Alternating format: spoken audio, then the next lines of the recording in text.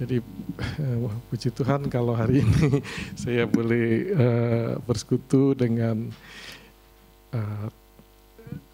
saudara-saudara sekalian dari Gereja Reformasi Indonesia ya. Dan ya saya bahkan sudah lupa berapa tahun saya sudah hadir di persekutuan ini. Mungkin lebih lama dari semua saudara sekalian. Ya, kayaknya lebih lama dari semua ya.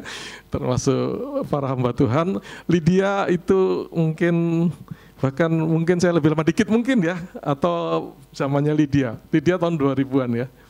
Ya saya nggak tahu, pokoknya sekitar itu mungkin. Jadi luar biasa kebaikan Tuhan bagi saya ya. Dan puji Tuhan hari ini bisa bertemu dengan beliau berdua, ini luar biasa bagi saya karena udah lama nggak ketemu sejak pindah ya. Baik, itu sedikit mengungkapkan betapa saya merasa sukacita hari ini karena kesempatan bertemu dengan beliau-beliau ini dan saudara sekalian. Nah, saya diminta menyampaikan time management sebagai skill ya, tetapi karena waktunya singkat, saya pikir saya tidak akan training gitu, karena itu akan membutuhkan praktek dan sebagainya. Jadi saya sedikit modifikasi menjadi seperti ini, time management sebagai ketaatan rohani kita atau disiplin rohani kita dan kesaksian kita, ya, kesaksian kita. Jadi saudara, kita sadar bahwa waktu adalah anugerah Tuhan yang bahkan terbesar, terpenting, paling mahal ya, karena tidak bisa dibeli ya. Dia bisa berdiri. Kalau uang bisa dikejar, tetapi waktu tidak ya. Nah, saudara, tapi karena kita itu hidup di dalam sesuatu yang kita jalani begitu ya, seperti oksigen. Kita rasa tidak pernah mikir bahwa ada oksigen. Nanti saudara kalau lihat orang sakit membutuhkan oksigen ya, waktu zaman COVID itu, wah saudara sadar betapa berharganya oksigen yang dengan mudah kita hirup ini ya. Kalau oksigen itu saya sendiri melihat di zaman COVID itu, waduh, surah kita punya beberapa tangki di rumah kita itu ya untuk jaga-jaga dan untuk menolong orang lain. Saya sendiri puji Tuhan tidak kena COVID itu, saudara ya. Tapi itu saudara menunjukkan betapa Tuhan itu sebenarnya luar biasa dengan anugerahnya, termasuk waktu, saudara ya. Nah, setiap kita punya waktu yang sama ya, tetapi seringkali outputnya itu ya yang Tuhan saja yang tahu ya. Nilainya ya, tapi kita bisa sebagai manusia juga bisa melihat samar-samar ada orang yang produktif dengan waktunya, ada yang sangat tidak produktif ya. Ya, karena itu kita mari merenungkan satu firman Tuhan yang mengingatkan kita untuk menggunakan waktu kita ini dengan hati-hati ya, dengan hati-hati karena Tuhan itu pada waktunya akan mempertanyakan bagaimana kita telah menggunakan waktu itu ya. Mari kita buka ini surah Efesus 5:15-16 ya. Saya sudah tulis di sini, saya bacakan ya. Karena itu perhatikan dengan seksama bagaimana kamu hidup ya. Janganlah seperti orang bebal, melainkan seperti orang arif dan mempergunakan waktu yang ada karena hari-hari ini adalah jahat. Ya, itu yang berbahagia kalau kita mengerti, membaca, mengerti, melakukan, saudara ya, dan kemudian diberkati oleh firman itu ya. Jadi kita tahu surat Paulus ini surat Efesus ini ditulis oleh Paulus ya, ditulis oleh Paulus di penjara, karena itu sering disebut sebagai surat penjara ya, surat penjara. Kepada siapa? Kepada jemaat Efesus ya. Dan Efesus ini adalah satu kota yang besar dan pengaruh di Asia waktu itu. Ya, waktu itu. Nah, sekarang ini kota ini ada di mana, saudara? Ada di Turki ya, di Turki. Puji Tuhan saya pernah lihat kota itu ya, reruntuhan di situ ya. Nah, jadi saudara pasal 1-3 adalah tentang doktrin ya. Nah, pasal 4 sampai selanjutnya itu tentang mempraktekkan doktrin itu. Jadi saudara, kalau kita sudah diselamatkan, dijadikan bagian daripada tubuh Kristus, di dalam kerajaan itu bagaimana kita hidup. Nah, inilah yang dibahas di dalam pasal 4 dan seterusnya. Nah, pasal 5 itu berbicara tentang hidup di dalam terang Kristus ya. Nah, di mana di dalamnya adalah masalah bagaimana kita menggunakan waktu, ya, karena itu bagian penting daripada kehidupan kita, ya. Jadi saudara, mari kita coba amati sepintas tentang bacaan kita, ya. Pertama dikatakan perhatikan dengan seksama bagaimana kamu hidup, ya. Jadi karena itu saya kasih judul hiduplah dengan kesadaran, ya, atau kesadaran dan dengan kesengajaan, ya. Jadi saudara, frasa ini, rangkaian kalimat ini dalam bahasa aslinya itu menunjukkan kita itu harus melihat hidup ini dengan sangat cermat, dengan sangat teliti, ya. Bagaimana kita hidup ini, kita harus sangat memahami, ya, bagaimana sih kita telah hidup ini dan bagaimana kita akan hidup ini, ya, dengan presisi, ya. Jadi karena itu kita diminta, dipanggil untuk hidup dengan kesadaran, ya. Tidak membiarkan kehidupan ini mengalir begitu saja, ya. Dihabiskan untuk hal-hal yang tidak penting, ya. Jadi bagaimana kamu hidup itu adalah seluruh kehidupan kita, ya. Kita harus mengamati seluruh aspek dari kehidupan kita, ya, baik di keluarga, di pekerjaan, di pelayanan, di masyarakat. Amati, ya, lihat, ya. Karena apa, saudara? Karena kehidupan ini ketika kita percaya Tuhan, itu kita menyadari menurut firman Tuhan adalah anugerah, ya, anugerah yang sangat bernilai, yang Tuhan sendiri melihat, ya, tidak saja melihat perilaku kita, tapi melihat hati kita, gitu, ya. Jadi karena itu saudara, kita harus seperti Tuhan, hati-hati dengan kehidupan kita, ya. Tuhan memiliki rencana, ya, untuk masing-masing kita, ya. Entah apa rencananya, kita bergumul dengan itu, dan kemudian bagaimana kita hidupi rencana Tuhan itu sedekat mungkin dengan apa yang Tuhan inginkan, ya.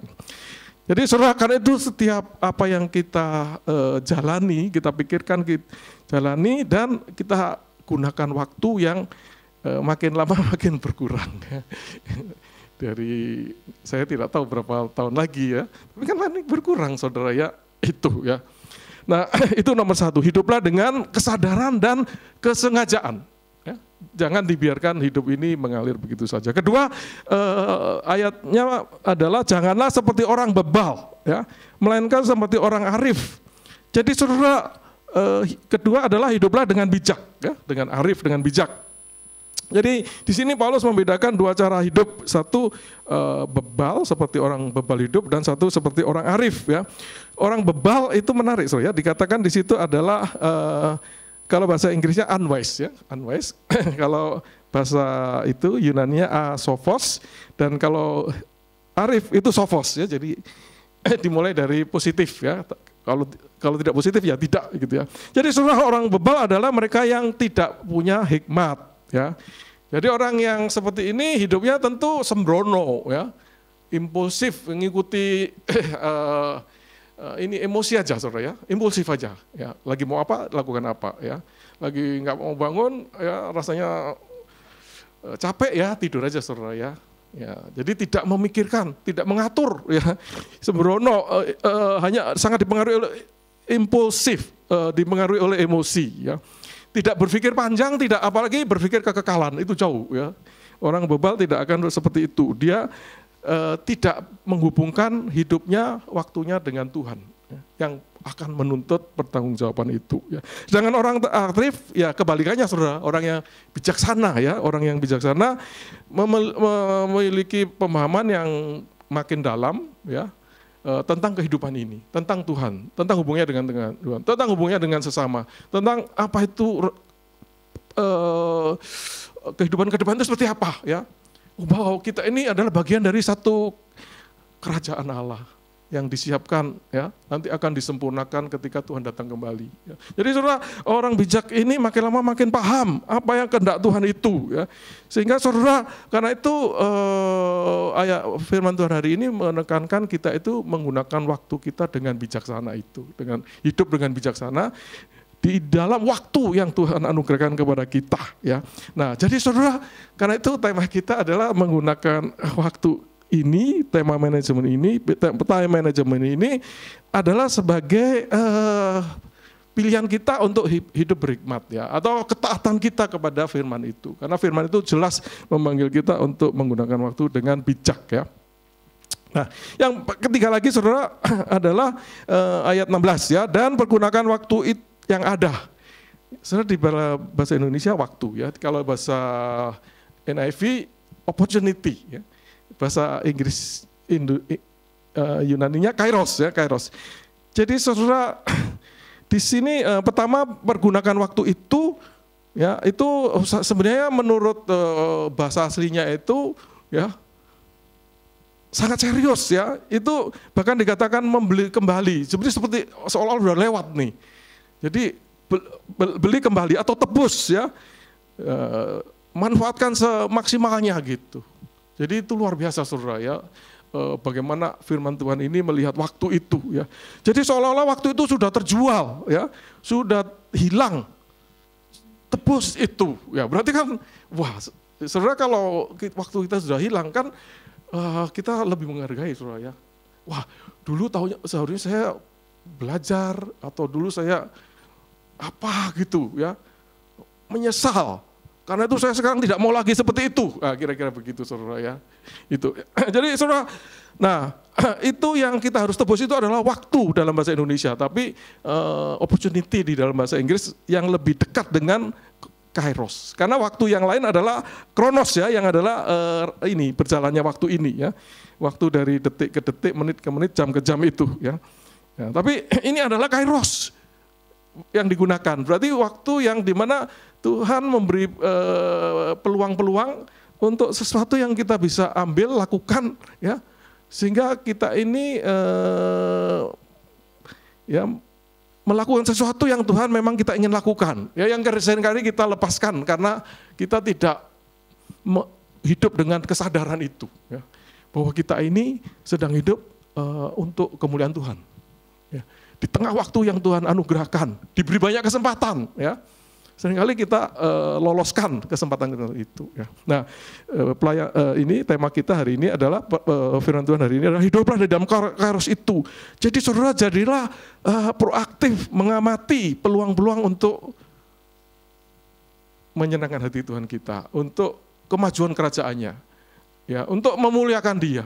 Jadi kalau ada kesempatan, kita segera tangkap saudara. Hari ini ada persekutuan, saya mau hadir, kira-kira begitu ya. Enggak ada persekutuan lagi. Itu jauh sekali saudara ya.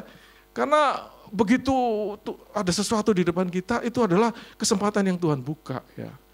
Karena kita bersekutu bukan untuk sesama kita saja ya, tapi terutama adalah untuk Tuhan. Kita ingin, oh Tuhan saya serius mau beribadah ya. Ada kesempatan saya mau masuk, kira-kira begitu. Kita dipanggil untuk proaktif saudara ya. Dan inilah sebenarnya inti daripada time management yang Kristen ya. Time management ada yang umum ya, pokoknya efisien, efektif, tercapai, maksimal, produktif ya. Tapi time management Kristen ini adalah dalam rangka kita taat kepada Dia supaya hidup kita menyenangkan Dia. Itu saudara ya. Itu yang ini. Nah, poin keempat adalah dikatakan karena hari-hari ini adalah jahat. Jadi saudara, karena itu saya beri judul di situ, hidup dengan hikmat ya, dengan bijak itu di hari-hari yang jahat ya.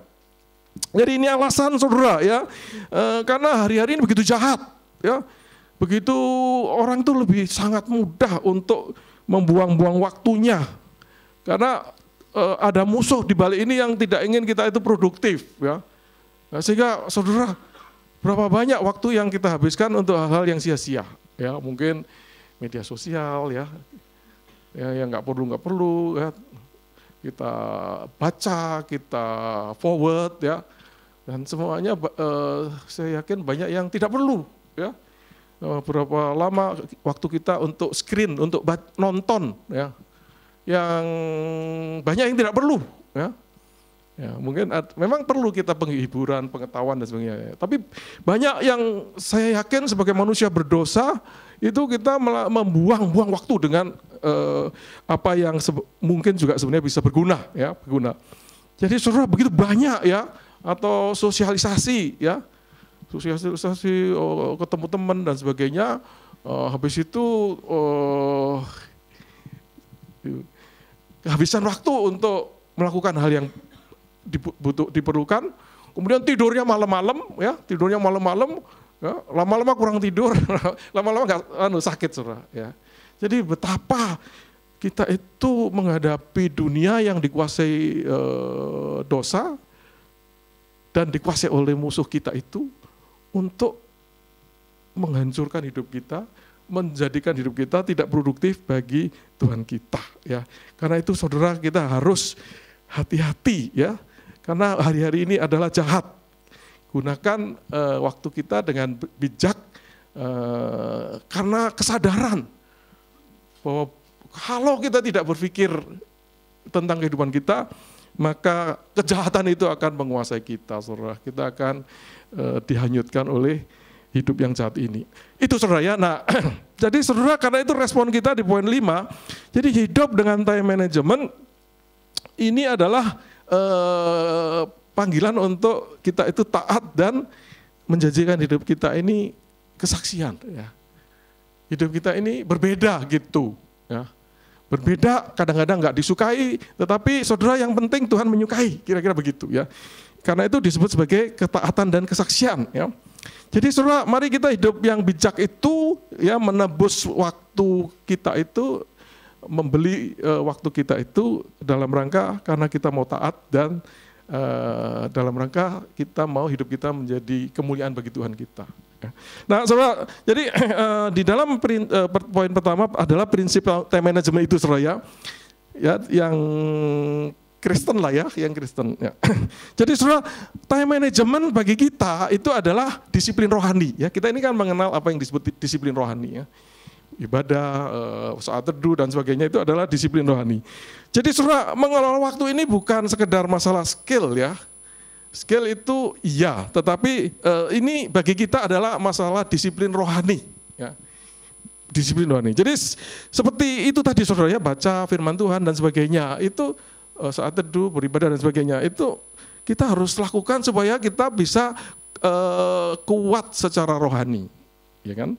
Kenapa kok kita ini? Kenapa kok nggak di rumah aja? Ya, kita ketika bersekutu, kita mendengar firman, kita melayani, maka kita kuat, saudara. Tahan sampai akhir hidup kita, menyelesaikan kehidupan di dunia ini dengan baik. Ya. Tapi kalau kita tidak melakukan disiplin rohani, maka kita akan lemah, saudara, ya, dan makin lama makin jauh dengan Tuhan kita. Ya. Jadi, saudara, time management ini adalah seperti itu, ya, dan ini adalah pertanggungjawaban apa yang Tuhan percayakan kepada kita, kepada Dia. Ya. Nah, saudara, kita juga tahu bahwa waktu itu adalah anugerah, ya, karena Allah pencipta. Termasuk di dalamnya waktu dan segala sesuatu. Ya. Jadi waktu ini bukan punya kita. Ya. Ya, kita tidak bisa bilang saya mau hidup sekian, nggak bisa, saudara ya. Tuhan yang anugerahkan berapa gitu aja sudah. Ya. Nah, dan saudara satu kali harus dipertanggungjawabkan. Itu kita tahu, saudara ya. Apa yang kita lakukan, apa yang dipercayakan, ya itu satu kali dipertanggungjawabkan. Ya. Itu. Nah, jadi saudara, karena itulah yang menyebabkan kita itu kemudian mau mengatur waktu kita. Ya. Nah, saudara, kemudian ketika kita mengatur waktu, ya, ayat-ayat firman Tuhan seperti Matius 6 ayat 33 menunjukkan bahwa kita itu bagaimana memikirkan waktu ini. Maka prioritasnya adalah waktu untuk Tuhan. Ya. Carilah kerajaannya dan segala kebenarannya. Ya, itu prinsipnya, saudara. Ya. Jadi ketika kita menggunakan waktu, menjadwal dan sebagainya, ya, kita bergumulnya adalah apakah ini sesuai dengan kehendak Tuhan kita yang adalah Raja kita dan segala kebenarannya yang diajarkan kepada kita. Itu, saudara, ya. Jadi hampir tidak ada salah dan benar, hampir tidak ada salah yang benar, karena saya memberi waktu untuk keluarga sekian, untuk ini sekian, bagaimana? Ya, kita bergumul dengan Tuhan. Tuhan, saya mau bertanggung jawab untuk keluarga saya, untuk pekerjaan saya, untuk pelayanan saya, karena itu saya rencanakan ini, saya doakan ini. Nanti Tuhan mungkin mengubah, itu tidak masalah, saudara ya. Tetapi kita sudah membawakan kepada Tuhan, ini iman saya, bahwa saya telah bertanggung jawab tentang waktu saya. Ya. Jadi saudara, karena itu ya, kita pusatnya di situ. Jadi saudara, kita itu menggunakan time management yang rohani itu bukan sekedar untuk efisien, ya, tetapi kita itu menggunakannya supaya hidup kita itu berdampak di mata Tuhan. Ya, bukan sekedar efisien. Kalau di time management umum itu utamanya adalah efisien, ya, efisien dan efektif, tercapai tujuannya. Tetapi kita tujuannya adalah kepada menyenangkan hati Tuhan kita, ya. Itu. Nah, saudara, kemudian beberapa praktek, ya. Jadi salah satu yang utama di dalam praktek seperti yang nulis brief untuk saya itu saya rasa bagus, ya, dia sudah banyak belajar. Saya nggak tahu siapa yang nulis petunjuk penjelasan tentang acara hari ini, ya. Nah, salah satu adalah bagaimana mengatur prioritas, ya, dipertanyakan tentang bagaimana prioritas kita untuk pekerjaan, untuk keluarga, untuk pelayanan dan waktu bersama dengan Tuhan, ya. Jadi saudara, kembali kita tidak ada rumusan yang sekian jam harus ini, sekian jam ini. Kan tidak ada begitu, saudara. Firman Tuhan juga tidak begitu, ya. Firman Tuhan itu menuntut kita untuk berpikir kreatif dan inovatif, ya. Jadi kita bergumul dengan Tuhan dan menetapkan, ya. Tapi di sini berbicara tentang prioritas, ya, dan prioritas kita tahu adalah kerajaan dan kebenarannya, ya. Jadi saudara, sudah jelas waktu untuk Tuhan itu yang utama, ya. Nah, dulu ada di persekutuan seperti ini, di pelayanan lain itu dia waktu menyusun waktu, dia memberikan waktu itu kayak 5 menit, 10 menit untuk Tuhan pagi hari, saudara, ya. Terus macam-macam banyak sekali. Saudara, itu sedikit banyak menunjukkan tidak memahami, ya, prioritas yang benar itu seperti apa, ya. Kita harus memberi cukup waktu dan kualitas bersama dengan Tuhan kita. Nah, kemudian dia mempercayakan kepada kita segala sesuatu, ya. Keluarga, ya, kalau kita belajar prinsip firman Tuhan yang kita itu harus bertanggung jawab dari yang paling dekat lebih jauh sampai ujung bumi, ya, maka kita harus, ya, memberi waktu, sebenarnya memberikan perhatian yang berkualitas, ya, di mana di dalamnya ada unsur waktu, ya, kan tidak mungkin kita berkualitas waktunya pendek sekali, ya. Kita ingin menjalin hubungan dengan Tuhan yang baik, yang berkualitas, tapi saya mau kompres dalam 5 menit, kan tidak bisa, saudara, ya. Apa yang bisa kita lakukan dalam 5 menit, ya. Tapi setengah jam mungkin bisa, 1 jam mungkin bisa lebih baik, bisa juga lebih buruk kalau sambil berdoa ngantuk-ngantuk, baca firman Tuhan sambil nggak ingat apa yang dibacakan, nggak begitu maksudnya, ya. Jadi kita harus atur waktu untuk sesuatu yang kebenaran dan hikmat Tuhan ajarkan, ya. Kita harus ada tanggung jawab waktu untuk keluarga, ya, kemudian untuk pekerjaan mungkin orang-orang seperti saya, ya, yang masih punya pekerjaan sekuler, kemudian pelayanan, ya, ya, kita budgetkan waktu, perhatian, ya, itu salah satu prioritas berfokus kepada Tuhan kita, ya. Nah, saudara, kemudian salah satu yang disebutkan di dalam panitia itu adalah hidup dengan teratur, saudara, ya. Dan itu betul, saudara, ya. Karena dengan keteraturan itu, saudara, ya, dengan keteraturan itu maka kita bisa mencapai lebih. Karena di dalam membangun keteraturan berarti kita harus disiplin, ya. Disiplin macam-macam, ya, dari disiplin tidur, ya. Saudara, kalau nggak disiplin tidur, ya, nanti sepanjang hari saudara ngantuk, ya, dan saudara nggak bisa seproduktif kalau saudara itu bugar, ya. Jadi harus disiplin tidur, harus disiplin olahraga, ya. Kalau saudara nggak olahraga nanti, ya, kurang bugar dan nanti usia tertentu saudara mungkin akan terkena penyakit tertentu, gitu, saudara, ya. Jadi disiplin ini, keteraturan ini membuat kita itu menggunakan waktu akan lebih produktif. Saudara, saya, ya, nulis untuk Reformata ini, ya, sudah puluhan tahun, saudara, ya. Ya, dan itu sebenarnya saya kadang-kadang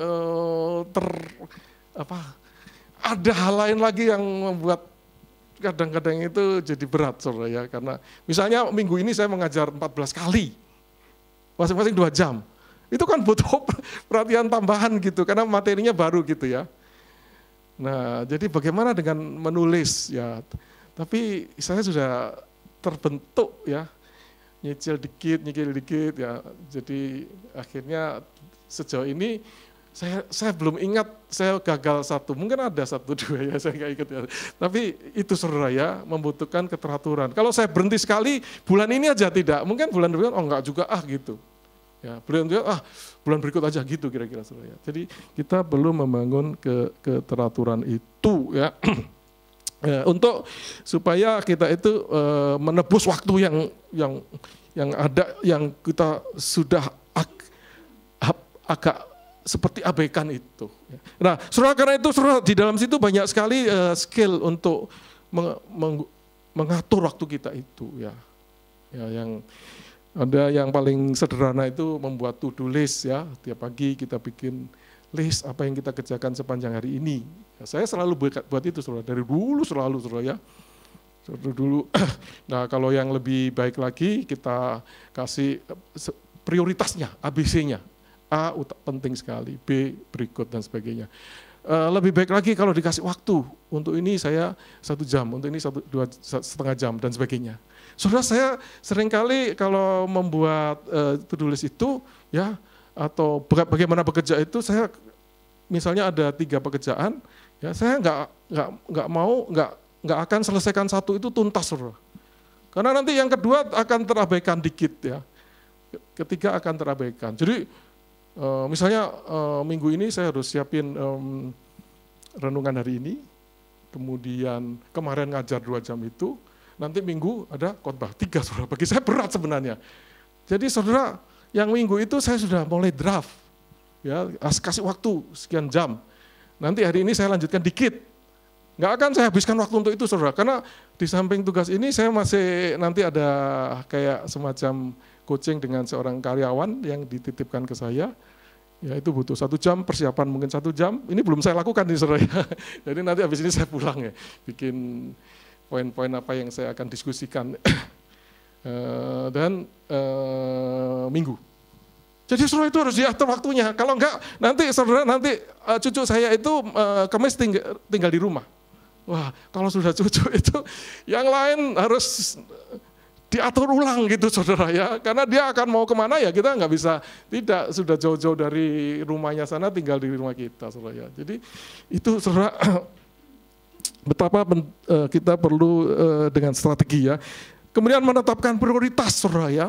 Ya sebenarnya kalau kita ada kayak seminar atau workshop, maka kita latihan saudara, apa yang biasanya prioritas itu salah satu cara menganalisa seberapa urgent dan seberapa penting ya. Kemudian ada kuadrannya gitu ya. Saudara, kalau kita mengabaikan, seringkali kan kita mengabaikan yang penting ya. Urgent aja kita kejar, kasih tugas, target dan sebagainya. Tapi saudara, kalau kita mengabaikan yang penting, lama-lama penting itu jadi urgent dan akhirnya kita bisa kehilangan kairos itu saudara ya. Misalnya tentang belajar, tentang sekolah lagi ya. Kita tunda lagi tahun berikut, tunda lagi, karena kita tidak menetapkan bahwa ini penting. Kemudian tidak membuat jadwal. Ya. Akhirnya kita bisa kehilangan momen itu, saudara ya. Akhirnya tidak pernah mencapai studi yang kita inginkan. Nah, kemudian cara hal lain lagi yang di sini ada adalah menjadwal ya, menjadwal. Ya, jadi penting sekali kita menjadwal, saudara ya. Ya, saya begitu ada sesuatu, saya masukkan jadwal, saudara ya. Nah, itu aja kadang-kadang bisa, wih, ada yang kelupaan ya, karena kita pikir nanti aja kita masukkan ya. Wah, ternyata udah dekat sekali, aduh salah saya gitu. Minta maaf gitu-gitu saudara ya. Tapi puji Tuhan tidak terlalu sering itu. Ya. Tapi betapa pentingnya menjadwal, kalau tidak kita kacau saudara ya. Itu. Kemudian saudara menghindari penundaan ya.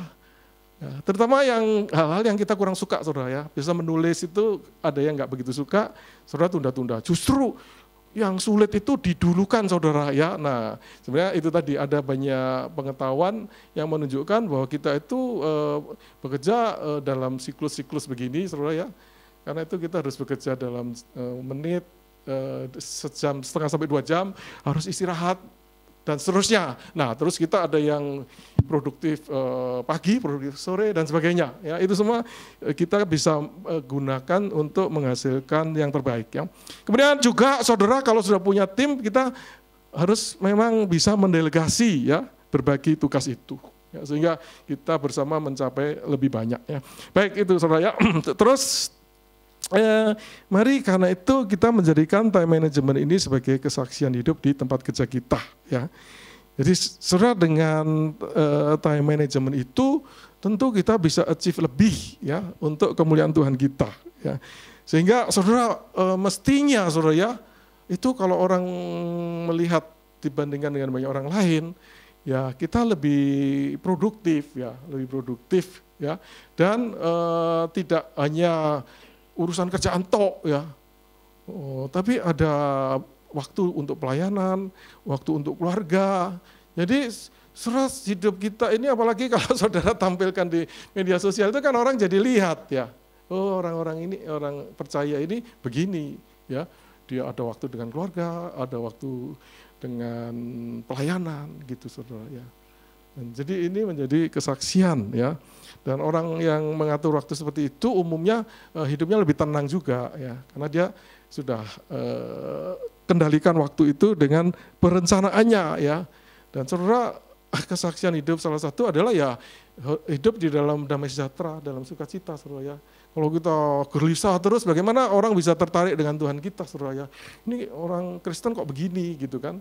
Tapi kalau orang Kristen bisa menghandle hidupnya, ya, dan produktif di hidupnya, kan orang juga melihat itu sebagai kesaksian, ya. Itu saudara. Jadi saudara, karena itu mari kita menggunakan, ya, apa yang sudah Tuhan percayakan ini kepada kita.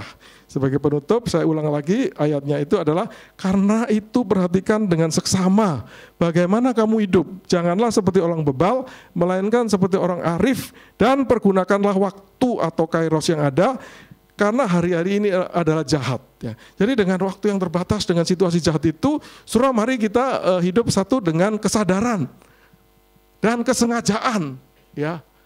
Jadi pikir baik-baik tentang hidup ini ya. Hidup dengan bijak ya. Bijak berarti dengan hikmat. Hikmat kita tahu banyak hikmat dari firman Tuhan. Itu sangat menolong ya. Kemudian hidup di dalam kairos ya. Jadi ada peluang-peluang di depan yang kita amati saudara. Dengan kairos ya. Dan dengan kita hidup dengan hikmat di hari-hari yang jahat. Sadari bahwa hari-hari ini jahat saudara ya.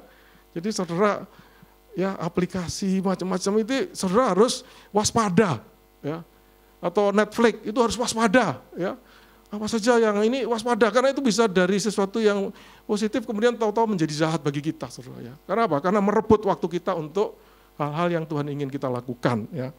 Dan saudara, mari kita mengelola ini dengan time management yang didasarkan hikmat dari Tuhan kita itu. Mari kita berdoa. Tuhan, kami bersyukur untuk firman-Mu.